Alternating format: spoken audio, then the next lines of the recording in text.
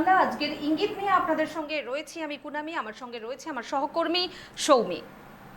আজকে 1 ঘন্টা আমরা যে বিষয়গুলো নিয়ে মূলত আলোচনা করব, প্রথমেই যে গুরুত্বপূর্ণ খবর নিয়ে আমরা আলোচনা করতে চলেছি সেটি হলো বাংলাদেশে কিন্তু ভয়াবহ বিমান দুর্ঘটনা ঘটেছে কিছুক্ষণ আগেই। এই মর্মান্তিক বিমান দুর্ঘটনায় শোকস্তব্ধ গোটা দেশ।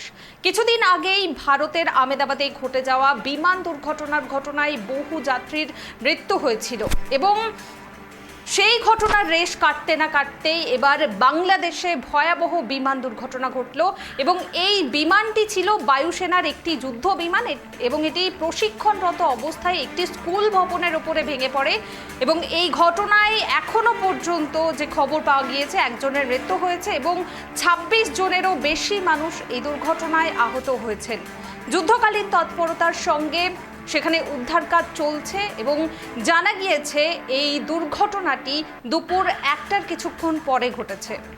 এই ঘটনায় গোটা দেশ জুড়ে কিন্তু শোকের ছায়া নেমে এসেছে। ঘটনার তদন্তের জন্য তদন্ত কমিটি গঠন করা হয়েছে, তবে এখনো পর্যন্ত পরিষ্কারভাবে সেটি কিন্তু সামনে আসেনি এই বিমান দুর্ঘটনা কী কারণে ঘটেছে। এবং এই মুহূর্তে যে আপডেট উঠে আসছে, এই বিমান দুর্ঘটনায় কিন্তু 14 জন মানুষ নিহত হয়েছেন এবং আহত হয়েছেন বহু মানুষ। ঘটনাকে ঘিরে শোকের ছায়া গোটা বাংলাদেশ জুড়ে। ঢাকার একটি স্কুলে কিন্তু এই বিমানটি ভেঙে পড়ে এবং জানা যাচ্ছে সেই বিমানটি কিন্তু প্রশিক্ষণরত অবস্থায় ছিল এবং এটি বায়ুসেনার একটি যুদ্ধ বিমান বলেই জানা গিয়েছে। ঢাকায় স্কুলের ওপর যে ছবি আপনারা দেখতে পাচ্ছেন, ঢাকায় স্কুলের ওপর মাইলস্টোন স্কুলের ওপর কিন্তু ভেঙে পড়েছে। যেখানে বিমানটি ভেঙে পড়েছে সেই যেই স্কুল মাইলস্টোন স্কুল, ঢাকার উত্তরায় মাইলস্টোন স্কুলের ওপরে যে ক্যান্টিন ছিল ঠিক তার উপরেই কিন্তু বায়ুসেনার একটি বিমান কিন্তু ভেঙে পড়েছে। ইতিমধ্যেই কিন্তু যে আপডেট আসলো আমাদের কাছে, যে আপডেট এসেছে যে 14 জন কিন্তু এই ঘটনায় মৃত্যু হয়েছে এবং 20 জনের অধিক মানুষ কিন্তু ইতিমধ্যেই হাসপাতালে আহত অবস্থায় কিন্তু চিকিৎসাধীন রয়েছে। যে ছবি আপনারা দেখতে পাচ্ছেন যে ঢাকায় আবারও বিমান দুর্ঘটনা। আমরা বেশ কিছুদিন আগেই দেখেছিলাম, যে বিগত দিনেই দেখেছি আহমেদাবাদের বিমান দুর্ঘটনা, সেই ছবি যেখানে কিন্তু রীতিমতো বহু মানুষ মারা গিয়েছিলেন এবং একজন কিন্তু বিমান যাত্রী বেঁচে গিয়েছিলেন। আবারও বেশ কিছুদিন রেশ কাটতে না কাটতে এবার কিন্তু বাংলাদেশে আবারও একটি বায়ুসেনার প্রশিক্ষণরত অবস্থায় বিমান কিন্তু ভেঙে পড়ল ঢাকার উত্তরার মাইলস্টোন স্কুলে এবং সেই স্কুলের ক্যান্টিনের ওপর কিন্তু এই বায়ুসেনার বিমান ভেঙে পড়ে, যাতে ইতিমধ্যে যে আপডেট এসেছে যে 14 জন কিন্তু নিহত হয়েছে এই ঘটনায় এবং 20 জনেরও অধিক ছাত্রছাত্রী থেকে শুরু করে কিন্তু ঘটনায় কিন্তু আহত হয়েছেন এবং তারা ইতিমধ্যেই কিন্তু চিকিৎসাধীন রয়েছেন। যে ছবি আপনারা দেখতে পাচ্ছেন ঢাকার উত্তরার মাইলস্টোন স্কুলে কিন্তু রীতিমতো সেই বিমান দুর্ঘটনা ঘটে এবং এই ঘটনায় কিন্তু শোক প্রকাশ করেছেন বাংলাদেশের অন্তর্বর্তী সরকার ও প্রধান উপদেষ্টা ইউনূসও কিন্তু এই ঘটনায় রীতিমতো শোক প্রকাশ করেছে। এই মুহূর্তে যে আপডেট রয়েছে সেটি জানাবে কুনামি।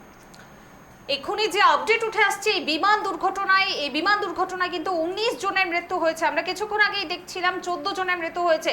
যত সময় এগোচ্ছে ততই কিন্তু মৃতের সংখ্যা বাড়ছে।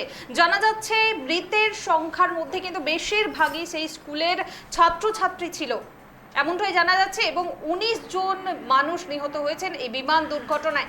এখনো পর্যন্ত যুদ্ধকালীন তৎপরতার সঙ্গে উদ্ধার কাজ চলছে এবং সময় যত গড়াচ্ছে তত মৃত ও আহতের সংখ্যা কিন্তু বাড়ছে। এই ঘটনায় একেবারে শোকের ছায়া গোটা বাংলাদেশ জুড়ে। প্রধান উপদেষ্টা মোহাম্মদ ইউনূস তিনিও কিন্তু এই ঘটনায় শোক জানিয়েছেন, তার পাশাপাশি আহতদের পরিবারের পাশে, নিহতদের পরিবারের পাশে এবং আহতদের পাশে থাকার বার্তা দিয়েছেন এবং যারা আহত হয়েছেন এই বিমান দুর্ঘটনায় তাদের সমস্ত রকম খরচ খরচা কিন্তু বহন করবে বাংলাদেশ সরকার, এমনটাই জানিয়েছেন ইউনূস সরকার। ইতিমধ্যেই যে ছবি আপনারা দেখতে পাচ্ছেন, ঘটনায় দগ্ধ হয়ে গিয়েছেন যারা, তারা কিন্তু রীতিমতো চিকিৎসাধীন রয়েছেন, হাসপাতালে ভর্তি হয়েছেন। এবং হাসপাতাল সূত্রে যেটা জানানো হচ্ছে, তাদের কিন্তু বেশিরভাগই কিন্তু পড়ুয়া, ওই স্কুলেরই কিন্তু পড়ুয়া। এবং একজন অভিভাবক জানিয়েছেন যে তার কন্যা কিন্তু এখনো সেই স্কুলেই কিন্তু আটকে রয়েছেন। স্কুল সূত্র মারফত যেটা জানা গিয়েছে যে যেই টাইমে একটা 6 মিনিট বাংলাদেশের সময়, একটা 6 মিনিটে যে যুদ্ধ বিমান ভেঙে, যে বায়ুসেনার বিমান ভেঙে পড়েছে, তখন কিন্তু রীতিমতো স্কুল ছুটি হয়ে গিয়েছিল। কিন্তু তখনও কিন্তু বেশ কিছু পড়ুয়ারা স্কুলে ছিল এবং ক্যান্টিনের উপরে কিন্তু এই বায়ুসেনার বিমান ভেঙে পড়ে। এবং যেখানে একজন অভিভাবক কিন্তু রীতিমতো জানাচ্ছেন যে তার কন্যা এখনো কিন্তু সেই স্কুলেই কিন্তু আটকে রয়েছে, তার সঙ্গে কিন্তু যোগাযোগ করা যায়নি। স্কুল মারফত কিন্তু এটাও জানানো হচ্ছে এবং হাসপাতাল সূত্র মারফত কিন্তু জানানো হচ্ছে যে যারা এই মুহূর্তে হাসপাতালে নিয়ে আসা হচ্ছে, যারা আহত হয়েছেন, তারা কিন্তু বেশিরভাগই কিন্তু সেই স্কুলের পড়ুয়া বলে জানানো হচ্ছে। যে ছবি দেখতে পাচ্ছেন, আবারও কিন্তু বিমান দুর্ঘটনায় রীতিমতো শোকস্তব্ধ বাংলাদেশ। এই ঘটনায় কিন্তু রীতিমতো উদ্বেগ প্রকাশ করেছেন বাংলাদেশের অন্তর্বর্তী প্রধান উপদেষ্টা ইউনূসও কিন্তু শোক প্রকাশ করেছেন। ঘটনায় মৃত্যু হয়েছে ইতিমধ্যেই 19 জনের। এই মুহূর্তের যে আপডেট অনুযায়ী আপনাদেরকে জানিয়ে রাখি, এই বিমান দুর্ঘটনায় ইতিমধ্যেই মৃত্যু হয়েছে 19 জনের। অপরদিকে বায়ুসেনার পক্ষ থেকে জানানো হয়েছে এই দুর্ঘটনার আসল কারণ, প্রকৃত কারণ জানতে কিন্তু ইতিমধ্যেই একটি উচ্চ পর্যায়ের কমিটি গঠন করা হয়েছে এবং সেই কমিটি এই বিমান দুর্ঘটনার বিষয়ে তারা তদন্ত করবে এবং তারপরেই কিন্তু স্পষ্ট হয়ে যাবে এই বিমান দুর্ঘটনার ঠিক কারণ কি ছিল। এবং যেটা আশঙ্কা করা হচ্ছে, বায়ুসেনার আধিকারিকরা যা আশঙ্কা করছেন, তারা জানাচ্ছেন যে বিমানের পাইলট কিন্তু সেই বিমানটিকে জনবসতিপূর্ণ এলাকা থেকে বিমানটিকে অন্য দূরে কোথাও নিয়ে যাওয়ার চেষ্টা করেছিলেন। আর সেই মুহূর্তে কিন্তু সেই বিমানটি সেই মাইলস্টোন স্কুল ভবনের উপরে ভেঙে পড়ে, যাতে কিন্তু ছাত্রছাত্রীরা আহত হয়েছেন এবং 19 জন এখনো পর্যন্ত নিহত হয়েছেন। যুদ্ধকালীন তৎপরতার সঙ্গে উদ্ধার কাজ চলছে এবং ইউনূস সরকারের পক্ষ থেকে জানানো হয়েছে যারা নিহত হয়েছেন তাদের পরিবারের পাশে থাকার আশ্বাস দেওয়া হয়েছে এবং যারা আহত তাদেরকে হাসপাতালে নিয়ে যাওয়া হয়েছে এবং তাদের জন্য সমস্ত রকম চিকিৎসা ব্যবস্থাপনা রয়েছে বলে জানিয়েছে প্রধান উপদেষ্টা মোহাম্মদ ইউনূস।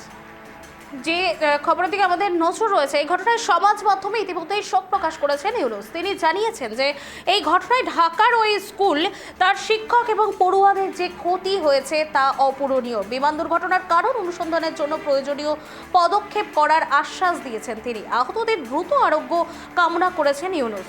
বাংলাদেশের ভয়াবহ বিমান দুর্ঘটনায় সোমবার দুপুরে বাংলাদেশের সময় ঠিক একটা 6 মিনিটে ঢাকার উত্তরার মাইলস্টোন স্কুলে কিন্তু রীতিমতো একটি বায়ুসেনার বিমান কিন্তু প্রশিক্ষণরত অবস্থায় ভেঙে পড়ে এবং সেই স্কুলের ক্যান্টিনের ওপর এই বিমান ভেঙে পড়ে। এবং যাতে ইতিমধ্যেই যে আপডেট উঠে এসেছে আমাদের কাছে যে 19 জন কিন্তু নিহত হয়েছে এই ঘটনায় এবং 20 জনেরও অধিক পড়ুয়া কিন্তু আহত অবস্থায় হাসপাতালে ভর্তি হয়েছে। এবং হাসপাতাল কর্তৃপক্ষ জানিয়েছে ইতিমধ্যেই যারা ভর্তি হচ্ছে এই আহত অবস্থায়, তারা কিন্তু বেশিরভাগ সংখ্যাটাই কিন্তু পড়ুয়া রয়েছে। এ বিষয়ে আমরা বিস্তারিত কথা বলবো। এই মুহূর্তে আমাদের সঙ্গে টেলিফোন লাইনে যুক্ত রয়েছেন আমাদের প্রতিনিধি সত্যজিৎ। যেমনটা আমরা দেখলাম কিছুক্ষণ আগেই, বাংলাদেশে ভয়াবহ বিমান দুর্ঘটনা ঘটেছে। এই ঘটনায় এখনো পর্যন্ত 19 জনের মৃত্যু হয়েছে। ঠিক কি কারণে ঘটলো এই দুর্ঘটনা, কি জানা যাচ্ছে? প্রথমত বলবো, গত কয়েক মাস থেকে বাংলাদেশ কিন্তু অস্থিরতা চলছে বাংলাদেশে এবং ইদানিং কিছু সময় আমরা যে অবস্থা দেখি, তাহলে সেনাবাহিনীর সঙ্গে সরকার কিন্তু বিবাদ কিন্তু চরমে। তার প্রধান কারণ একটাই, যে বাংলাদেশের স্বায়ত্ত শাসন নিয়ে। কারণ ইউনিট সরকার বেশ কিছু পদক্ষেপ নিয়ে কিন্তু সেনাপ্রধান ওয়াকারুজ্জামান অসন্তোষ প্রকাশ করেছে। ফলে সেইখান থেকে একটা কিন্তু আশঙ্কা কিন্তু উড়িয়ে দেওয়া যায় না। কিন্তু আজকের যে ঘটনাটা হচ্ছে, বিশেষ করে বাংলাদেশের বিমান বাহিনী, যেটা একটি বিমান যেখানে ইতিমধ্যে স্কুলে আছে পড়ে এবং যার ফলে মোটামুটি অন্তত প্রায় 50 জন পড়ুয়া এই মুহূর্তে জখম হয়েছে এবং যেটা জানা যাচ্ছে প্রায় 19 জনের মৃত্যু হয়েছে। ফলে স্বাভাবিক প্রশ্ন কিন্তু অনেকদিন থেকে যায় যে বাংলাদেশে যে অস্থিরতা চলছে গত কয়েক মাস থেকে, সেনাবাহিনীর সঙ্গে সরকারের যে বিবাদ, যেখানে মোহাম্মদ ইউনূস সরকার নির্বাচনটা 2026-এর জুলাই করাতে চান, যেখানে ওয়াকারুজ্জামান বলছেন যে 2025-এর ডিসেম্বরের মধ্যেই করতে হবে। এই যে বিবাদ চলছে, সেইখান থেকে কোনো একটা নাশকতার কি সম্ভাবনা রয়েছে? কারণ বাংলাদেশের বর্তমানে আমরা যে দেখি, বাংলাদেশে বিশেষ করে মৌলবাদী কার্যকলাপ ব্যাপকভাবে বেড়েছে এবং বিভিন্ন জঙ্গি সংগঠন কিন্তু তৎপরতাও কিন্তু বারবার চলেছে। যারা আনসারুল্লাহ বাংলা সহ বেশ কিছু জঙ্গি সংগঠন কিন্তু তারা কিন্তু মাথা চালাতেছে। আরো তোমাকে যোগ করবো যে ইউনিট সরকারে বসার পর অন্তত প্রায় 270 জন জঙ্গি কিন্তু জেল থেকে মুক্ত করেছেন। ফলে সেখান থেকে আশঙ্কা যে সেনারকে কোনো মতে কি কালিমা মুক্ত করার কি একটা চেষ্টা, যার ফলে কি আশঙ্কা তাকে সত্যি একটা নিছকের দুর্ঘটনা। কারণ দেখো, নিছক যে দুর্ঘটনা তত্ত্ব উড়িয়ে দেওয়া যায় না। আমরা কয়েকদিন আগে আহমেদাবাদে দেখেছি যেখানে এয়ার ইন্ডিয়ার বিমান রীতিমতো নার্সিং চিকিৎসকদের হোস্টেলে আশ্রয় করে, যার ফলে মৃত্যু হয় অন্তত প্রায় 270 জনের। ফলে সেইখান থেকে একটা কিন্তু আশঙ্কা নিছক অ্যাক্সিডেন্ট হতে হবে। কিন্তু যেভাবে যে পড়ুয়াগুলো জখম যে ঝলসে যাওয়ার যে ছবি সামনেছে তা কিন্তু রীতিমতো বলবো এক ভয়াবহ। কারণ স্কুলের পড়ুয়ারা যা স্কুলে ক্লাস করছিলেন ঠিক সেই সময় এই বিমান আছড়ে পড়ে এবং আছড়ে পড়ার পরই যেভাবে আগুন লেগে যায় এবং তাতে আগুন ছড়িয়ে পড়ে এবং তারপর থেকেই উদ্ধার চালানোর চেষ্টা করছে। তুমি জানো রীতিমতো সেখানে সেনাবাহিনী পৌঁছায়, দমকল বাহিনী পৌঁছায় এবং তারা উদ্ধার চালানোর চেষ্টা করছে এবং এই মুহূর্তে যেটা খবর আছে অন্তত প্রায় 19 জন পড়ুয়ার মৃত্যু হয়েছে। ফলে এই সংখ্যাটা কোথায় গিয়ে দাঁড়ায় সেই আশঙ্কা থাকছে। পাশাপাশি থাকছে বাংলাদেশের সার্বিক পরিস্থিতির জন্যই কি এই ঘটনা নাকি নিছক যান্ত্রিক ত্রুটির জন্য এই ঘটনা, এই প্রশ্ন কিন্তু সত্যজিৎ, এখনো পর্যন্ত যারা আহত হয়েছেন তাদের জন্য বা নিহতদের পরিবারের জন্য কোনো রকম ক্ষতিপূরণের কথা জানানো হয়েছে কি ইউনূস সরকারের পক্ষ থেকে? দেখো, যে কোনো দুর্ঘটনায় মৃত্যুর পরে ক্ষতিপূরণটা খুব একটা বড় খবর নয়। বড় খবর হচ্ছে তাদের নিরাপত্তা বা চিকিৎসা সুনিশ্চিত করা। এই মুহূর্তে যারা আহত হয়েছেন তাদেরকে রীতিমতো এনডিআর বাংলাদেশকে নিরাপত্তা বাহিনী বলো বা বাংলাদেশের রীতিমতো দমকল বাহিনী তারা আগুন নেভানোর চেষ্টা করে এবং তারপর যারা আহত তাকে নিয়ে তড়িঘড়ি কিন্তু ঢাকা হাসপাতালে নিয়ে যাওয়ার চেষ্টা করা হয় এবং সেইখানে কিন্তু বেশ কিছু যারা জখম হয়েছে তাকে ভর্তি করা হয়েছে, তার চিকিৎসাও কিন্তু চলছে এবং বেশ কয়েকজন অবস্থা কিন্তু অত্যন্ত গুরুতর বা সংকটাপন্ন। কিন্তু ইউনিট সরকারের পক্ষ থেকে কিন্তু যেটা হয়েছে তা হচ্ছে এই ঘটনা কেন, তার কিন্তু উচ্চ পর্যায়ের তদন্ত কমিশন গঠন করা হয়েছে এবং সেই কমিটির তদন্তে কিন্তু বিষয়গুলো কিন্তু সামনে আসার সম্ভাবনা রয়েছে যে কি কারণে ঘটনাটি ঘটলো। নিছকই যান্ত্রিক ত্রুটির জন্যই যে তোমার একটা স্কুলে যেখানে বাচ্চারা ক্লাস করছেন, স্কুলের পড়ুয়ারা ক্লাস করছেন সেই সময় স্কুলে দেখি এর পেছনে দেখো আমরা যে জঙ্গি সংগঠনের বিষয়গুলো দেখি, জঙ্গিদের আত্মঘাতী হামলা বা আত্মঘাতী বিস্ফোরণের ঘটনা কিন্তু বারবার সামনে দিচ্ছে। পাকিস্তানের দিকে তাকাও, আফগানিস্তান দিকে তাকাও বা সিরিয়া বলো, বিভিন্ন দেশে কিন্তু আত্মঘাতী হামলার ছবি কিন্তু বারবার সামনে এসেছে। এখান থেকে একটা কিন্তু প্রশ্ন থেকে যেহেতু বাংলাদেশে মৌলবাদী কার্যকলাপ বেড়েছে, জঙ্গি তৎপরতা বেড়েছে, ফলে আশঙ্কা একটা করা হচ্ছে যে হয়তো এর ক্ষেত্রে কোনো জঙ্গি সমাজ মদত থাকতেও হতে পারে বা সেনাবাহিনীর একটা কালিমা মুক্ত করার চেষ্টাও হতে পারে। কিন্তু সরকার তদন্ত কমিটি গঠন করেছে, আশা করা হচ্ছে এই তদন্ত কমিটির তদন্তে কিন্তু মূল বিষয়টি সামনে আসে কেন এই দুর্ঘটনা ঘটলো এবং অকালে প্রাণ হারাতে হলো কয়েকজন পড়ুয়া যারা রীতিমতো স্কুলে ক্লাস করছে। সত্যজিৎ, জনবসতিপূর্ণ এলাকায় বিমান প্রশিক্ষণের ক্ষেত্রে আরো বাড়তি সতর্কতা অবলম্বন করা কি উচিত ছিল না? একদমই, অবশ্যই উচিত ছিল। দেখো এই বাংলাদেশে বলা যেতে পারে এই যে যেখানে ঘটনাটি ঘটেছে তার রীতিমতো খুব অল্প, অর্থাৎ মাটি থেকে সামান্য কিছু উঁচু থেকে প্রশিক্ষণ এবং সেই প্রশিক্ষণ রীতিমতো আজকে নতুন না, বিগত কয়েক দশক ধরে কিন্তু বারবার চলে আসছে এবং এখানে কিন্তু বাংলাদেশের যে বিমান বাহিনী রয়েছে তারা কিন্তু এখানেই প্রশিক্ষণটা চালান।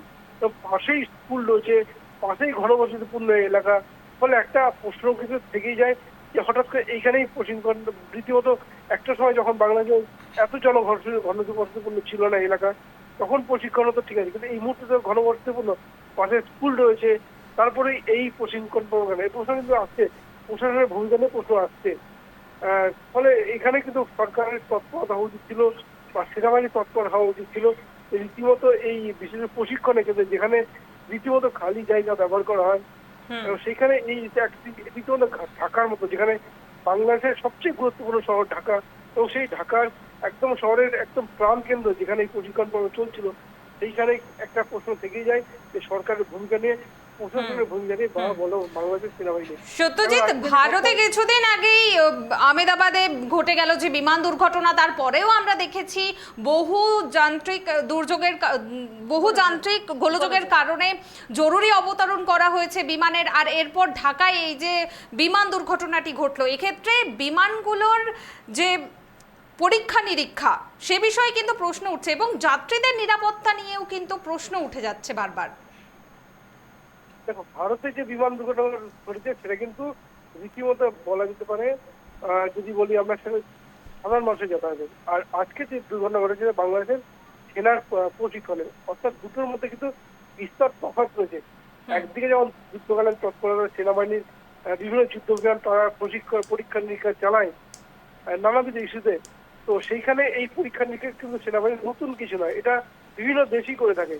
আর ভারতবর্ষে যেটা হচ্ছে সেটা হচ্ছে তোমার রীতিমতো যাত্রীবাহী বিমানের দুর্ঘটনা। ফলে আরেকটা তোমাকে যোগ করবো যে যাত্রীবাহী বিমানের ক্ষেত্রে বোয়িং সংস্থা যেন তাদের যান্ত্রিকভাবে নানাভাবে কিন্তু কাজ করে আসে এবং তাদের যান্ত্রিক সমস্যার কথাও কিন্তু বারবার সামনে এসেছে। তুমি দেখো, চীনে যে বিমান দুর্ঘটনা ঘটেছে সেখানে কিন্তু যান্ত্রিক ত্রুটি করার সামনে ছিল, এবং আমেরিকায় রীতিমতো এই যে বোয়িং সংস্থা যারা এই বিভিন্ন প্রযুক্তি অপারেট করে তাদের ভূমিকা নিয়ে বা তাদের প্রযুক্তিগত ত্রুটি নিয়ে কিন্তু প্রশ্ন ছিল।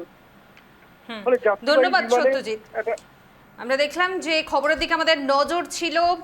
বাংলাদেশের ঢাকায় ভয়াবহ একেবারে মর্মান্তিক বিমান দুর্ঘটনা। এই মর্মান্তিক বিমান দুর্ঘটনায় এখনো পর্যন্ত মৃত্যু হয়েছে 19 জনের এবং মৃতদের মধ্যে বেশিরভাগই ওই স্কুলের পড়ুয়া বলেই জানা গিয়েছে।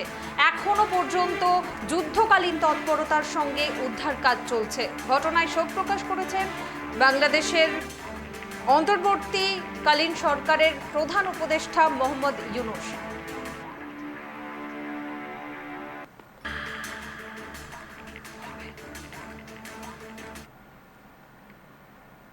এবার যে খবরের দিকে আমাদের নজর থাকবে, 2006 সালে মুম্বাই যে ট্রেনে বিস্ফোরণ ঘটানো হয়েছিল তাতে মৃত্যু হয়েছিল 189 জনের, আর আহত হয়েছিলেন ঠিক 800 জনেরও বেশি মানুষ।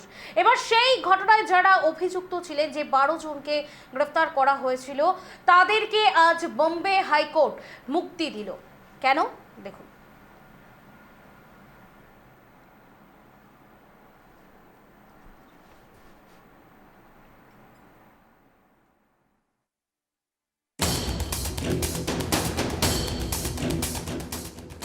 2006 সালের 11 জুলাই মুম্বাইয়ের শহরতলি ট্রেন নেটওয়ার্কের 7টি শাখায় মাত্র 11 মিনিটের ব্যবধানে একের পর এক বিস্ফোরণ ঘটে।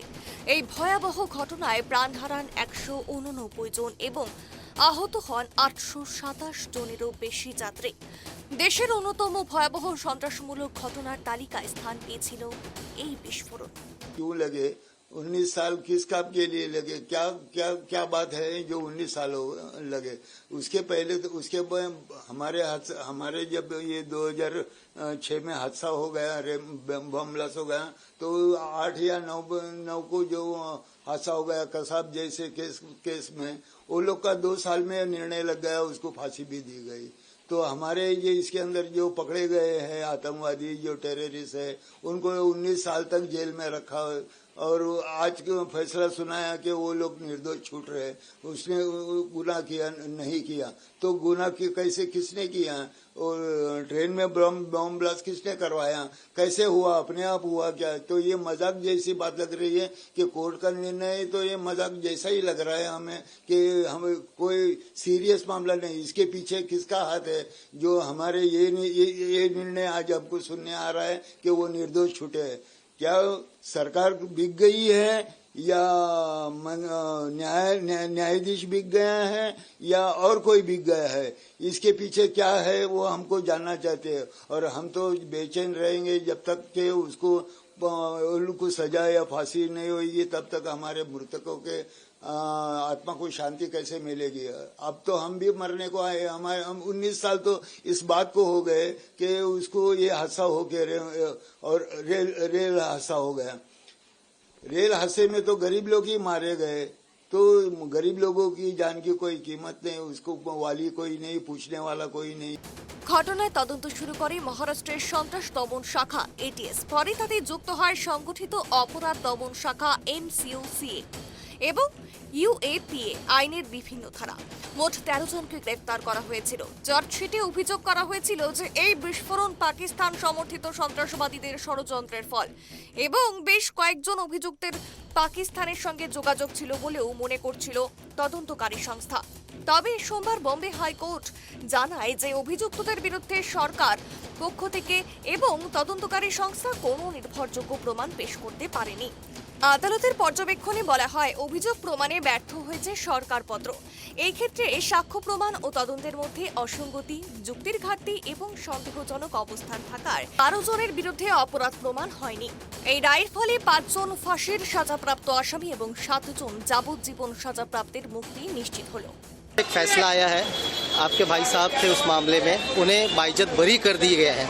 कितना बड़ा फैसला मानते हैं और कितना अहम फैसला है? बहुत बड़ा फैसला है, वो एक मिनट बहुत बड़ा फैसला है। हम लोग उस दिन का 19 साल से इंतज़ार कर रहे थे और ये समझिए कि एक एटीएस के मुंह पे तमाचा है जिन्होंने बेगुनाहों को पकड़ के 19 साल उनकी ज़िंदगी बचा दी। आज हम लोग बहुत खुश हैं। 19 साल जो है आपके भाई साहब का खराब हुआ है, कंपनसेशन कुछ मांग करेंगे? देखेंगे तो हम उसके बारे में डिस्कस करेंगे, क्या करना है देखते हैं। वो अभी तक तो ये बात नहीं हुई, आगे देखेंगे। क्या आरोप क्या लगा था आपके भाई के ऊपर? मेरे भाई के वो इलेक्ट्रॉनिक्स इंजीनियर थे। এই রায় নিয়ে রাজনৈতিক ও সামাজিক মহলে প্রশ্ন উঠেছে। অনেকেই দাবি করছেন, এত বড় একটি মামলায় প্রমাণের অভাব এবং দীর্ঘ আইনি প্রক্রিয়া বিচার ব্যবস্থার উপর আস্থা কমিয়ে দেয়। আবার অনেকে মনে করছেন, ভুলভাবে ফাঁসানো মানুষের জীবন নষ্ট হওয়া থেকেও এই রায় রক্ষা করেছে। আইনি বিশেষজ্ঞদের মতে এই রায় সন্ত্রাস বিরোধী তদন্ত এবং বিচারের অধিক পেশার দায়িত্ব এবং নির্ভুল প্রমাণ সংগ্রহের প্রক্রিয়ায় প্রয়োজনীয়তা সামনে এনে দিল। সন্ত্রাসবাদের মতো গুরুতর অপরাধে এমন দীর্ঘ বিচার প্রক্রিয়া ও প্রমাণের ঘাটতি ভবিষ্যতের জন্য এক শিক্ষা। এই বার্তাই হয়তো দিয়ে গেল বোম্বে হাইকোর্টের এই ঐতিহাসিক রায়। Bureau report, tribe TV Bangla.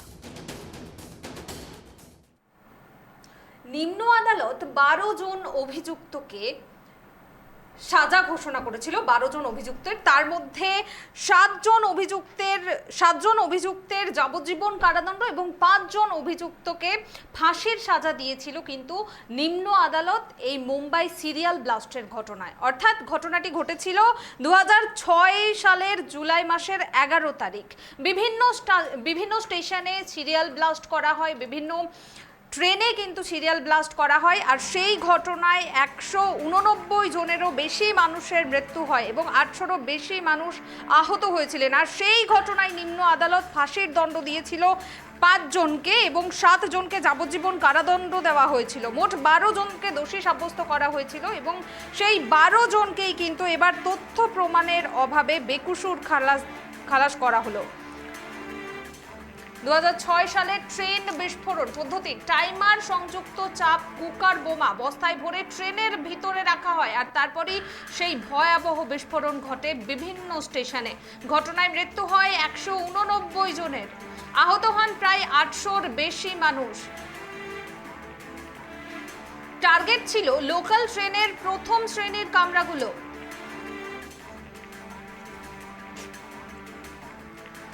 2006 সালের মুম্বাই লোকাল ট্রেন বিস্ফোরণ মামলায় বোম্বে হাইকোর্ট ইতিমধ্যেই গুরুত্বপূর্ণ রায় দিয়েছে। এদিন 11 জন অভিযুক্তকে নির্দোষ ঘোষণা করা হয়েছে। 2006 সালের মুম্বাই লোকাল ট্রেন বিস্ফোরণের সময় রেখা 6:24 PM মহুয়া জংশন ও খার রোড স্টেশনের মধ্যে বিস্ফোরণ ঘটে। 6:24 বান্দ্রা ও খার রোড স্টেশনের মধ্যে ঘটে। 6:25 যোগেশ্বরী ও মাহিম জংশন স্টেশনের মধ্যে বিস্ফোরণ ঘটে। 6:26 মীরা রোড আর ভায়ান্দর স্টেশনের মধ্যে বিস্ফোরণ ঘটে। 6:26 মতুঙ্গা রোড স্টেশনে বিস্ফোরণ ঘটে। 6:27 ভায়ান্দর ও বরিভালি স্টেশনের মধ্যে ঘটনা ঘটে। 6:29 অন্ধেরি ও সান্ট্রাক্রুজ স্টেশনের মধ্যে এই বিস্ফোরণের ঘটনা ঘটে। সময় ব্যবধান মাত্র 11 মিনিটের মধ্যে এই 7টি বিস্ফোরণ ঘটেছিল। 2006 সালে মুম্বাই লোকাল ট্রেন বিস্ফোরণের মাত্র 11 মিনিটের মধ্যে এই 7টি ট্রেনের বিস্ফোরণ ঘটেছিল। আর সেই বিস্ফোরণে 12 জন অভিযুক্তকে রীতিমতো গ্রেপ্তার করা হয়েছিল। সেই 12 জন অভিযুক্তকে নিম্ন আদালত দোষী সাব্যস্ত করে, যার মধ্যে 5 জনকে মৃত্যুদণ্ড এবং 7 জনকে যাবজ্জীবন কারাদণ্ড দেওয়া হয়। তবে হাইকোর্টে শুনানির সময় 11 জন অভিযুক্তকে খালাস দেওয়া হয়েছে। তদন্ত সংস্থার অভিযোগ, প্রথমে তদন্তে নামে মহারাষ্ট্র এটিএস, পরে সিবিআই ও আইবি যুক্ত হয় এই ঘটনার তদন্তে। অভিযোগ, পাকিস্তানি সংস্থা আইএসআই ও সংগঠন লস্কর-ই-তৈবা ও এসআইএমআই এর যোগসূত্র রয়েছে এই বিস্ফোরণের ঘটনার সঙ্গে। পরে গ্রেপ্তার করা হয় 13 জনকে গ্রেপ্তার করা হয় এই ঘটনার তদন্তে নেমে। অভিযুক্তদের শাস্তি দেওয়া হয়েছিল 2015 সালে 5 জনের ফাঁসি এবং 7 জনের যাবজ্জীবন কারাদণ্ড হয়। 2025 সালে বোম্বে হাইকোর্ট নতুন রায়, বোম্বে হাইকোর্ট 12 জনকে বেকসুর খালাস করে দেয়, কারণ প্রমাণের অভাব, তদন্তের দুর্বলতা ও সাক্ষীদের অসঙ্গতির কারণে কিন্তু 12 জনকেই বেকসুর খালাস করে দিয়েছে।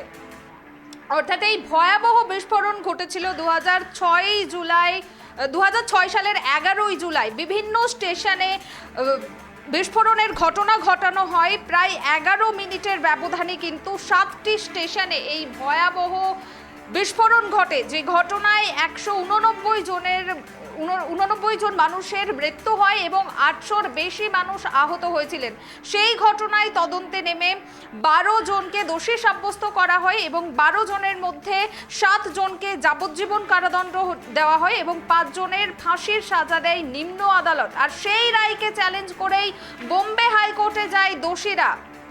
আর প্রমাণের অভাবে সেই দোষীরা বেকসুর খালাস পেয়ে গেল। 19 বছর পর বেকসুর খালাস পেল মুম্বাই সিরিয়াল ব্লাস্ট ঘটনার দোষীরা।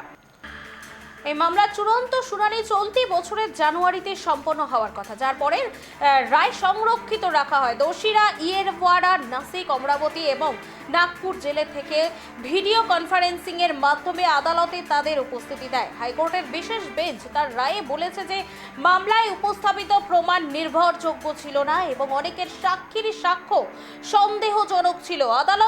আদালত বলেছে যে অভিযুক্তদের জোরপূর্বক জিজ্ঞাসাবাদ করা হয়েছিল এবং তাদের বক্তব্য নেওয়া হয়েছিল যা আইনত বৈধ নয়। আদালত বলেছে প্রসিকিউশন সম্পূর্ণরূপে ব্যর্থ হয়েছে। আদালত বলেছে অভিযুক্তদের বিরুদ্ধে উপস্থাপিত প্রমাণে গুরুতর ত্রুটি রয়েছে। শনাক্তকরণ প্যারেডকে চ্যালেঞ্জ করে আসামি পক্ষের যুক্তিগুলিকে ন্যায্য বলে বিবেচনা করা হয়েছে। কিছু সাক্ষী বছরের পর বছর ধরে নীরব ছিলেন এবং তারপর হঠাৎ করে অভিযুক্তকে শনাক্ত করেছিলেন, যা অস্বাভাবিক।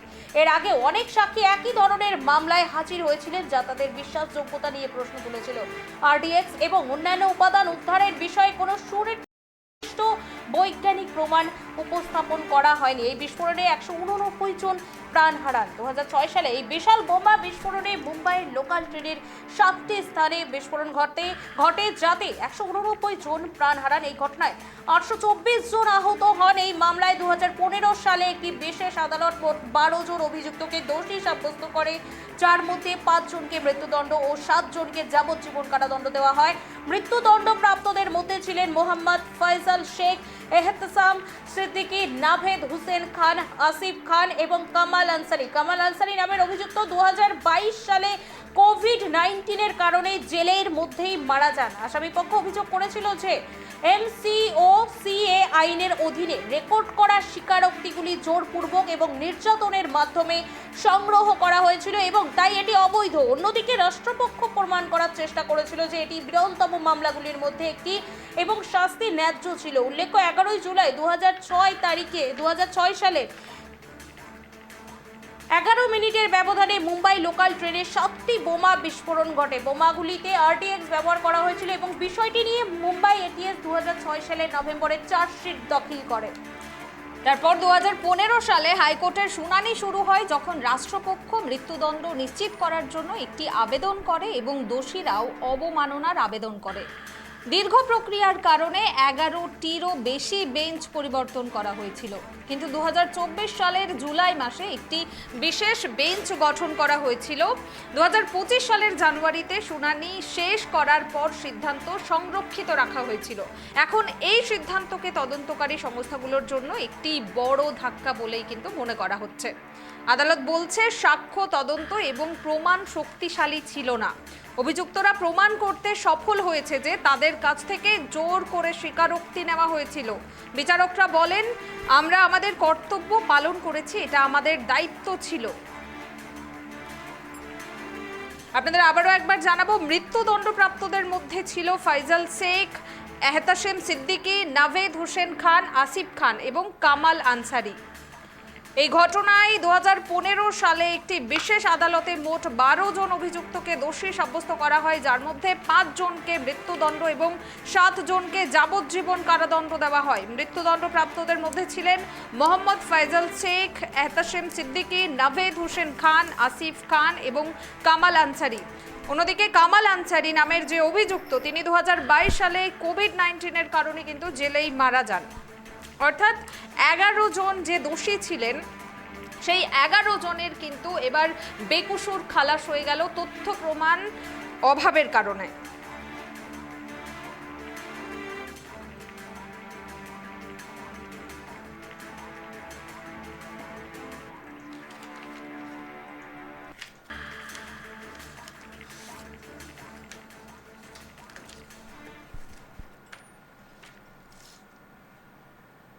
আর এবার ইঙ্গিতে আমরা যে বিশেষ গুরুত্বপূর্ণ খবর নিয়ে আলোচনা করব।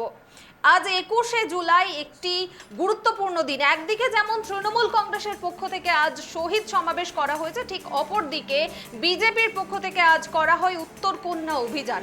সামনেই রয়েছে বিধানসভা নির্বাচন, আর মাত্র কয়েকটা মাস তারপরে রয়েছে বঙ্গে বিধানসভা নির্বাচন, আর তার আগে এটি কিন্তু শেষ 21শে জুলাই তৃণমূল কংগ্রেসের জন্য। সেই কারণে তৃণমূল কংগ্রেসের কর্মী সমর্থক এবং নেতা নেত্রীদের কাছে যেমনটা গুরুত্বপূর্ণ এই 21শে জুলাই, ঠিক অন্যদিকে বিজেপির পক্ষ থেকেও কিন্তু এই 21শে জুলাইয়ের পরিবর্তে কিন্তু 21শে জুলাইয়ের মহাসমাবেশের পরিবর্তে কিন্তু তারাও উত্তরকন্যা অভিযানের ডাক দিয়েছে বিভিন্ন ইস্যুকে সামনে রেখে। তৃণমূলের শহীদ দিবসের দিনে বিজেপির পাল্টা মেগা কর্মসূচি উত্তরকন্যা অভিযান। মমতা বন্দ্যোপাধ্যায়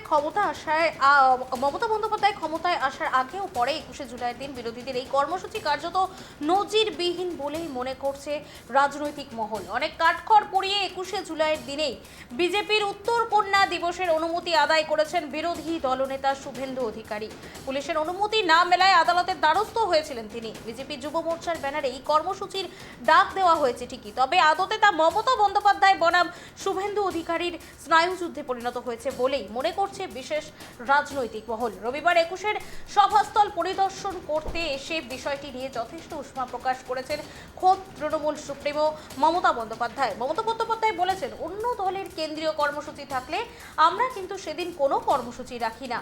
ওয়াকিবহল মহলের একাংশ মনে করছে 21শে জুলাইয়ের সমাবেশকে ঘিরে দিনভর সংবাদ মাধ্যমে নজর কাড়ে তৃণমূল কংগ্রেস। দলনেত্রীর বক্তব্য রাখার আগে মঞ্চে গান শুরু করে দেন নচিকেতা চক্রবর্তী বা সদ্য প্রয়াত পুতুল মুখোপাধ্যায়ের মতো সঙ্গীত শিল্পীরা। তারপর দলের অন্য নেতা নেত্রীরা শুরু করেন বক্তৃতা, আর একটু বেলা বাড়লেই মঞ্চে উঠে বক্তৃতা শুরু করেন মমতা বন্দ্যোপাধ্যায় নিজে, আর তারপরেই আনুষ্ঠানিকভাবে সভা শেষ হয়। তৃণমূল কর্মী সমর্থকরা ঘরে ফিরতে শুরু করেন। ততক্ষণ পর্যন্ত টিভি চ্যানেলের স্ক্রিন জুড়ে থাকে তৃণমূল কংগ্রেসের ঘাসফুল প্রতীক। মমতা বন্দ্যোপাধ্যায় অভিষেক বন্দ্যোপাধ্যায়ের বক্তব্য নিয়ে দিনভর চলতে থাকে রাজনৈতিক চাপানোতর। এবার তা পণ্ড করতেই আদা জল খেয়ে উঠে পড়ে লেগেছেন শুভেন্দু অধিকারী, অন্তত তেমনটাই মনে করছে ওয়াকিবহল মহল। একই দিনে প্রায় একই সময়ে ধর্মতলার সঙ্গেই টেলিস্ক্রিন শেয়ার করবে বিজেপি। ইতিমধ্যেই টেলিস্ক্রিন শেয়ার করেছে বিজেপির উত্তরকন্যা অভিযান। ঘাসফুল না গেরুয়া, কোন শিবির কতটা ফুটেজ খাবে এদিন দিনভর সেদিকেই কিন্তু নজর রেখেছে বিশেষ রাজনৈতিক মহল। আপনাদের জানিয়ে রাখবো, তৃণমূল কংগ্রেসের এই 21শে জুলাই শহীদ দিবস ঠিক কেন পালন করা হয়, এর পেছনে কিন্তু রয়েছে একটি ইতিহাস। 1993 সালের 21শে জুলাইয়ের ঘটনাবলী মমতা বন্দ্যোপাধ্যায়ের ক্ষমতায় অধিষ্ঠিত হওয়ার ক্ষেত্রে একটি গুরুত্বপূর্ণ মুহূর্ত ছিল। এই বিক্ষোভ এবং 13 জনের মৃত্যু তার রাজনৈতিক জীবনের এক গুরুত্বপূর্ণ মুহূর্ত হয়ে ওঠে। ক্ষমতায় আসার পর থেকে মমতা বন্দ্যোপাধ্যায় প্রতি বছর 21শে জুলাইকে পশ্চিমবঙ্গের শহীদ দিবস হিসেবে পালন করে আসছেন। তবে 13 জন নিহত ব্যক্তিকে শহীদ হিসেবে ঘোষণা করা বিতর্কিত, কারণ অনেকেই সশস্ত্র ছিলেন এবং পুলিশের সাথে সহিংস সংঘর্ষে জড়িত ছিলেন বলেই কিন্তু অভিযোগ রয়েছে। এবং আপনাদের জানিয়ে রাখবো, 1993 সালের 21শে জুলাই হাজার হাজার কংগ্রেসের কর্মী সমর্থক মধ্য কলকাতায় জড়ো হন, যারা বউবাজার থেকে ব্যাবরন রোড এবং মেয়র রোড থেকে স্ট্যান্ড রোড পর্যন্ত বিস্তৃত ছিল এবং শহরের একটি বড় অংশ দখল করে নেওয়া এই সমাবেশে মৃগেন ব্যানার্জি এবং সত্য বাপুলি সহ কংগ্রেসের যুব নেতারা উস্কানিমূলক বক্তৃতা দিয়ে জনতাকে উত্তেজিত করে তোলেন। পুলিশ বেষ্টনী ভেঙে যাওয়ার আহ্বান জানানো হয় কংগ্রেস কর্মী সমর্থকদের উদ্দেশ্যে এবং এও বলা হয় যে আমরা এখানে লড়াই করতে এসেছি, পদক্ষেপ নিতে নয়, এবং এমনকি তার সিনিয়র কংগ্রেস নেতাদের ওপর হামলার হুমকিও দেন। সহিংসতা নিয়ন্ত্রণে আনতে পুলিশ প্রথমে কাঁদানে গ্যাস এবং লাঠিচার্জ করে, এতেও জনতা ছত্রভঙ্গ হতে না পেরে তারা সতর্কতা হিসেবে কয়েক রাউন্ড শূন্যে গুলি চালায়। তবে দুপুর 1:45 নাগাদ পুলিশ দাঙ্গাকারীদের ওপর গুলি চালায়, যার ফলে 13 জন নিহত হয়। এই ঘটনাটি বিক্ষোভে এক মর্মান্তিক মোড় নেয়। বিক্ষোভে উস্কানি দেওয়া মমতা বন্দ্যোপাধ্যায় গুলি চালানোর সময় পুলিশের গাড়িতে আশ্রয় নেয়। পরে তিনি হাসপাতালে আহত বিক্ষোভকারীদের দেখতে যান। শোভনদেব চট্টোপাধ্যায় এবং সাধন পাণ্ডে সহ অন্যান্য বিশিষ্ট সেই সময়ের কংগ্রেস নেতারাও বিধানসভায় বা তাদের গাড়িতে আশ্রয় নেন। গুলিবর্ষণ এবং এর পরবর্তী ঘটনা পশ্চিমবঙ্গের রাজনীতিতে গভীর প্রভাব ফেলে এবং তারপর থেকেই মুখ্যমন্ত্রী মমতা বন্দ্যোপাধ্যায় কিন্তু প্রত্যেক বছর ক্ষমতায় আসার পর থেকে কিন্তু প্রত্যেক বছর এই দিনটিকে শহীদ দিবস হিসেবে পালন করে আসছেন এবং সেই মতো ধর্মতলায় শহীদ সমাবেশ করা হয়, যেখানে হাজার হাজার তৃণমূল কংগ্রেসের কর্মী সমর্থকরা যোগ দেন। এবং আজকের এই শহীদ সমাবেশের দিকে কিন্তু আমাদের নজর ছিল। সেখানে মঞ্চে উঠে অভিষেক বন্দ্যোপাধ্যায় কি বার্তা দিয়েছেন তৃণমূলের কর্মী সমর্থকদের উদ্দেশ্যে বিধানসভা নির্বাচনের আগে, শুনবো। এখনো লড়াই অনেক বাকি আছে, উৎসাহ উদ্দীপনা ধরে রাখতে হবে।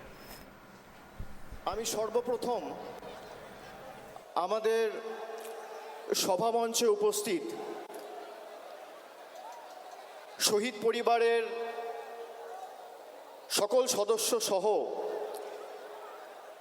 যার ডাকে 1993 সালের 21শে জুলাই সারা ভারতবর্ষের মানুষ গণতন্ত্র ফিরে পেয়েছিলেন, সচিত্র পরিচয়পত্রের দাবিতে যে 21শে জুলাই হয়েছিল, আমাদের দলনেত্রী মমতা বন্দ্যোপাধ্যায়কে আমার কৃতজ্ঞতা শ্রদ্ধা জানাচ্ছি। সভামঞ্চে উপবিষ্ট লোকসভা রাজ্যসভার সাংসদ সহ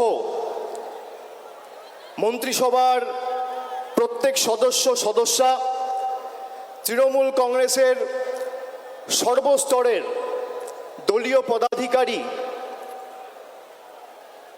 সর্বস্তরের জনপ্রতিনিধি, পঞ্চায়েত, মিউনিসিপ্যালিটি, জেলা পরিষদ, গ্রামসভা, আমি সকলকে কৃতজ্ঞতা জানাচ্ছি যারা আজকে এই ধর্মতলার বুকে এসে নতুন ইতিহাস তৈরি করেছেন। 2025-এর 21শে জুলাই আমি মনে করি গত বছরের 21শে জুলাইকেও ছাপিয়ে গেছে। আমি প্রত্যেককে ধন্যবাদ জানাচ্ছি, কৃতজ্ঞতা জানাচ্ছি, এবং এটাই 21শে জুলাইয়ের বৈশিষ্ট্য যে প্রতি বছরের 21শে জুলাই আগের বছরের 21শে জুলাইকে ছাপিয়ে যায়।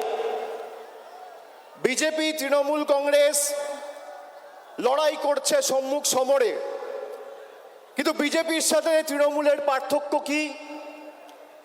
বিজেপির কাছে এত অর্থবল, এজেন্সি, গদি মিডিয়া, সংবাদ মাধ্যমের একাংশ, বিচার ব্যবস্থার একাংশ, election commission, enforcement directorate, CBI, income tax, পেগাসাসের মতো সফটওয়্যার লাগিয়ে আমাদের ফোনে আড়ি পেতেও বাংলা জিততে পারেনি। তার কারণ তৃণমূল কংগ্রেসের মতো একটা কর্মী বিজেপিতে নেই, আর আগামী 100 বছরে তৈরি হবে না।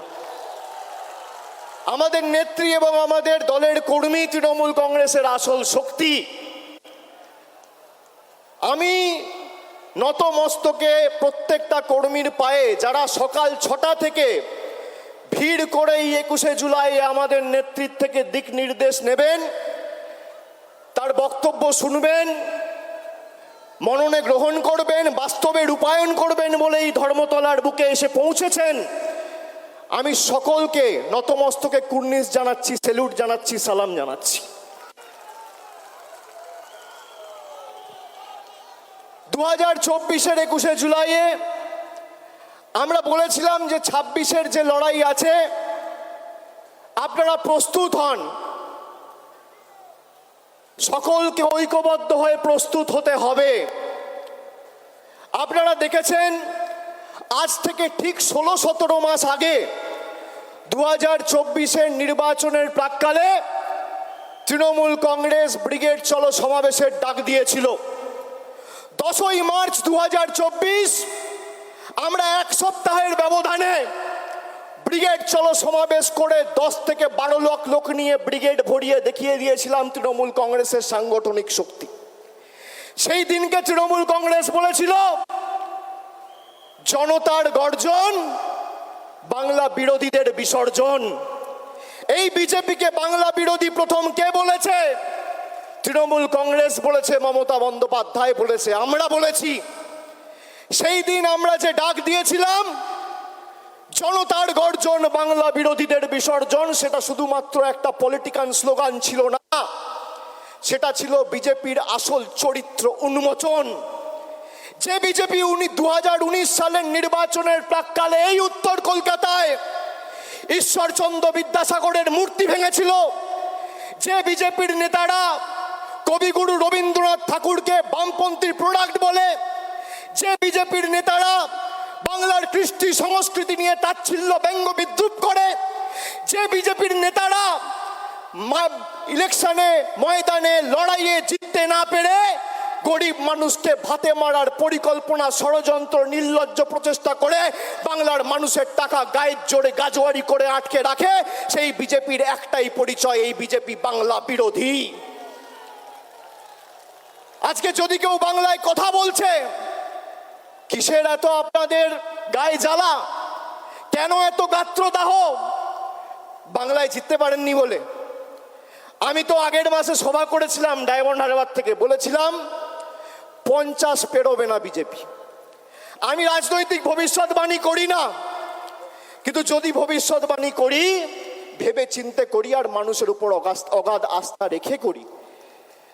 আমি আপনাদের দায়িত্ব নিয়ে বলছি, যেভাবে এরা বাংলার মানুষকে লাঞ্ছিত, নিপীড়িত, অত্যাচারিত, অপমানিত, শোষিত করেছে দিনের পর দিন, খালি নিজের ঔদ্ধত্য, অহংকার আর দম্ভের কারণে যে কটা ছাইপাস আর গুটি কয়েকটা বাংলা বিরোধী পড়ে রয়েছে, তাদেরকে ঝেঁটিয়ে বিদায় দিয়ে আমাদের বঙ্গোপসাগরে ফেলতে হবে। আজ 21শে জুলাই, আর 21শে জুলাই এই শহীদ দিবসের দিনে ধর্মতলায় রীতিমতো সেই মহাসমাবেশ হয়েছে ধর্মতলায়। সেই সমাবেশ থেকে, সেই 21শে জুলাইয়ের মঞ্চ থেকে তৃণমূল সুপ্রিমো মমতা বন্দ্যোপাধ্যায় তার কর্মী সমর্থকদের উদ্দেশ্যে ঠিক কি কি বার্তা দিয়েছে আমরা এবার শুনবো সেটাই। মহিলা কংগ্রেস, তৃণমূল শ্রমিক সংগঠন, তৃণমূল কৃষক কংগ্রেস, তৃণমূল ক্ষেত মজদুর কংগ্রেস, তৃণমূল সংখ্যালঘু সেল, তৃণমূল কংগ্রেসের জহিন্দ বাহিনী, তৃণমূল কংগ্রেসের সমস্ত আইটি সেল থেকে শুরু করে সকলে এখানে এসছেন। তপশিলি সেল, ওবিসি সেল এবং আদিবাসী সেল, সংখ্যালঘু সেল সবাই এখানে উপস্থিত আছেন। আর সর্বোপরি উপস্থিত আছেন সিঙ্গুর নন্দীগ্রাম 21শে জুলাইয়ের শহীদ পরিবার, আইনজীবীরাও অনেকে এখানে এসছেন। আমি সম্মান জানাই সমস্ত শহীদ পরিবারকে এবং ঝন্টু আলু শেখ, দেশের জন্য যিনি নিবেদিত প্রাণ, তার বাবা সবুজ আলী শেখ এখানে এসছেন, আমরা তাকে আমাদের সালাম জানাই। বিতান অধিকারীর বাবা বীরেশ্বর অধিকারী, মা মায়া অধিকারী এসছেন, তাদেরও আমরা প্রণাম জানাই। কুচবিহারের উত্তম ব্রজবাসী, যাকে বিশেষ করে আসাম গভর্নমেন্ট এনআরসির নোটিশ পাঠিয়েছেন, তিনি সহ আরও অনেক সাধারণ মানুষ, অনেক বুদ্ধিজীবীরা সকলে এসছেন। আমি তাদের সকলকেই আমার অন্তরের শুভনন্দন, অন্তরের শুভকামনা, অন্তরের শুভেচ্ছা, অন্তরের ভালোবাসা, ছাত্র যৌবনকে প্রাণ ভরা আশীর্বাদ এবং আমার অভিনন্দন জানাচ্ছি। এই দিনটি আপনারা মনে রাখবেন, গত 33 বছর ধরে 1993 সাল থেকে শুরু করে গত 33 বছর ধরে এই দিনটি আমরা শহীদ তর্পণে, মা মাটি মানুষ দিবস হিসেবে এবং আমরা গণতন্ত্র বাঁচাও দিবস হিসেবে পালন করি। 21শে July no ID card, no vote, এই আন্দোলন যদি না হতো আজকে আপনারা কেউ ভোটার্স আইডেন্টিটি কার্ড পেতেন না। সেদিন এই রাস্তায় রক্ত ঝরেছিল, 13টি অমূল্য প্রাণ তাদের জীবন দিয়ে গণতন্ত্রকে জিতিয়ে গিয়েছিল। আজকের যারা ছাত্র যৌবন তারা জেনে রাখুন, অনেক সংগ্রাম পেরিয়ে, অনেক অত্যাচার পেরিয়ে আমরা কিন্তু এখানে এসে সমবেত হয়েছি। এই সংগ্রাম চলবে, এই সংগ্রাম সেদিন শেষ হবে যেদিন দিল্লিতে পরিবর্তন করে বিজেপিকে আমরা রাজনৈতিকভাবে বিসর্জন দিতে পারবো। আর বামপন্থীদের কথা ছেড়ে দিন, যত না বলেন ততই ভালো। সোশ্যাল নেটওয়ার্কের টাকা খরচা করে বসে আছেন, বেঁচে আছেন, বলছে যারাই যাচ্ছে শহীদ দিবসে সবাই নাকি চোর ডাকাত। আমি বলি তুমি মহারাজ সাধু হলে আজ আমরা চোর বটে। নরকঙ্কালের সরকার বাংলাটাকে শেষ করে দিয়েছিলে, রাম বাম শাম তিনটে হয়েছে একসাথে, জগাই মাধাই গদাই। এদের বিরুদ্ধে আমাদের লড়াই চলছে এবং চলবে। আমাদের পশ্চিমবঙ্গ সরকারের 94টা, ভালো করে শুনুন, আমার বক্তব্য শুনতে হবে আপনাদের, কারণ গ্রামে গঞ্জে গিয়ে এগুলো আপনারা বলবেন।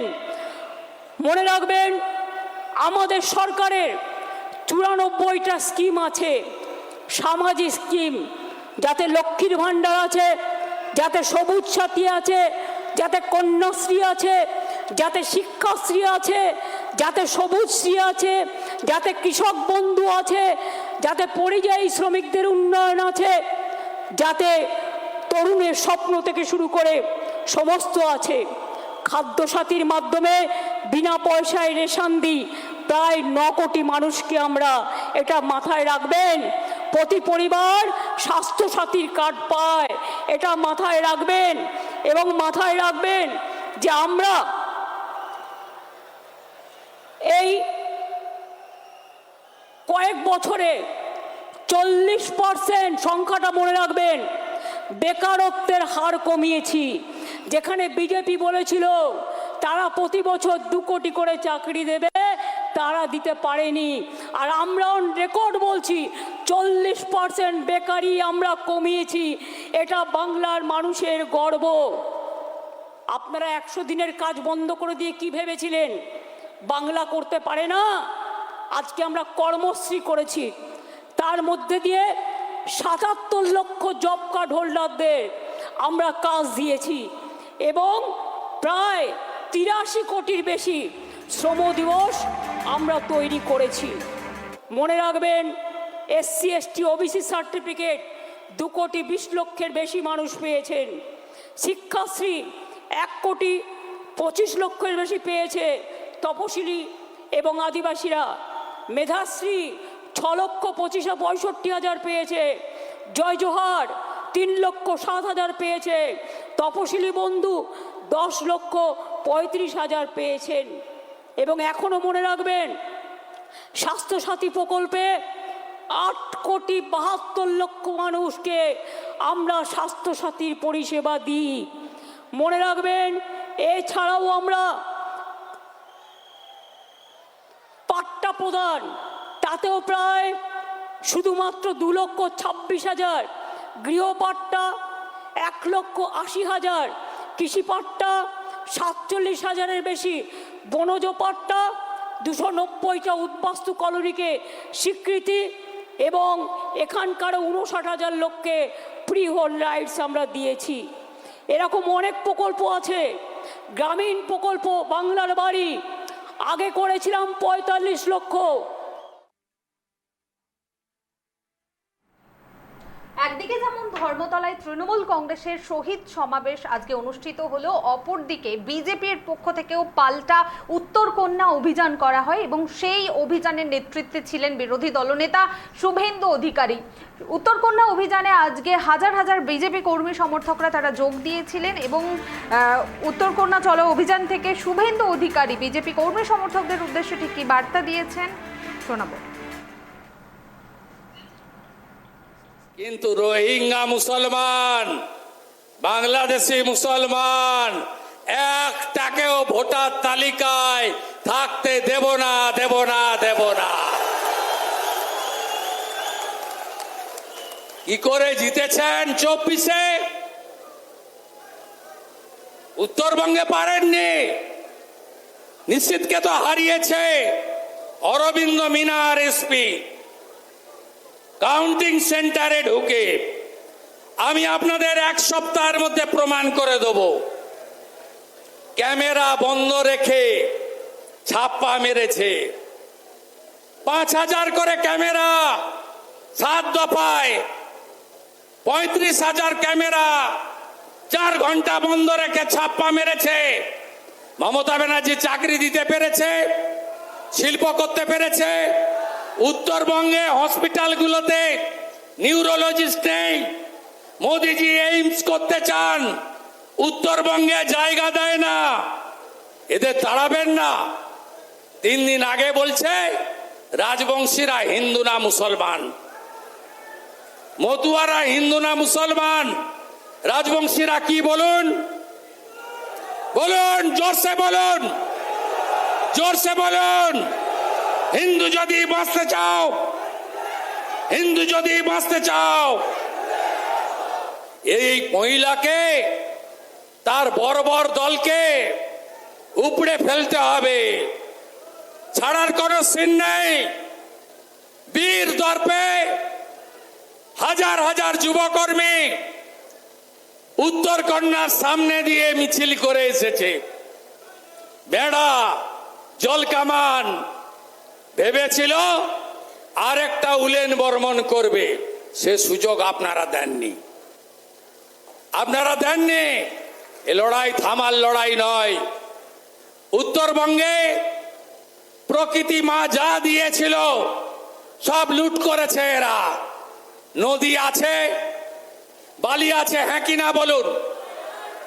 বালি আছে, জঙ্গলে গাছ আছে, তরাই ডুয়ার্সে পাথর আছে। পাহাড় থেকে প্রচুর গোর্খারা এসেছেন। জয় গোর্খা, জয় গোর্খা। পাহাড়ের উপরে বঞ্চনা। চা বাগান থেকে এসেছেন মনোজ সিকগাজি, চা বাগান থেকে উঠে পার্লামেন্টে গেছেন। আজকে চা শ্রমিকরা মজুরি পায় না, চা বাগানের জমি হর্ষ নেওয়াটিয়াদের বেচার কাজ করছেন মমতা ব্যানার্জি। একে তাড়াবেন না। আজকের কর্মসূচি কেন? নারী সুরক্ষা। মারা, দিদিরা, বোনেরা, কন্যারা, আপনারা কেউ সুরক্ষিত? কেউ সুরক্ষিত? অভয়ার কথা মনে আছে? ডাক্তার বোন, দায়ীকে, ধর্ষকদের নেত্রীকে, এই মাটিগাড়ায় সাদ্দাম, ক্লাস 10-এর ছাত্রী, গোর্খা নেপালি ছাত্রীকে কি করেছিল মনে আছে? কালিয়াগঞ্জে রাজবংশী বাড়ির মেয়েকে জাভেদ কি করেছিল মনে আছে? ছাড়বেন এদের? কন্যা সুরক্ষার জন্য আজকের এই কর্মসূচি। কথা বাড়াবো না, কষ্ট হচ্ছে, রোদে এতটা হেঁটে এসেছেন আপনাদের, আপনাদের আমি স্যালুট করি। আগামী 4 তারিখে বেলা 2টোর সময় আমি 65 জন বিজেপি এমএলএ কে নিয়ে কোচবিহারে আসছি। নিখিল দে বরেন বর্মন সুশীল বর্মনকে মেরেছে, ওই দিনই 5টার সময় ওখান থেকে বেরিয়ে উত্তরকন্যাতে আসব। আপনাদের আসতে হবে না, আমরা এমএলএরা ঢুকবো।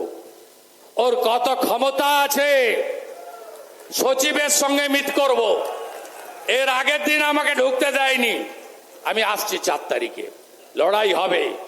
তৃণমূল মানে, তৃণমূল মানে চোর ধরো। সবচেয়ে বড় চোরের নাম কি? মমতা মানে, মমতা মানে চোর ধরো, চোর ধরো, চোর ধরো। ইতিমধ্যেই আমরা বিরোধী দলনেতা শুভেন্দু অধিকারীর বক্তব্য শুনলাম। আজ 21শে জুলাই একদিকে শহীদ সমাবেশে তৃণমূলে মুখ্যমন্ত্রী মমতা বন্দ্যোপাধ্যায় ছিলেন এবং আরেকদিকে এবার শিলিগুড়িতে উত্তর কন্যা অভিযানে ছিলেন শুভেন্দু অধিকারী।